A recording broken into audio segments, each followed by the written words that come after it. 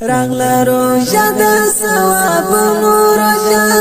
انسان ته د رحمتونو روژه انسان ته د رحمتونو روژه راغلا روژه د ثوابونو روژه انسان ته د رحمتونو روژه انسان ته د رحمتونو روژه مغفرت غواړي نیت صفا ولرا مغفرت غواړي نیت صفا ولرا مغفرت غواړي نیت صفا ولرا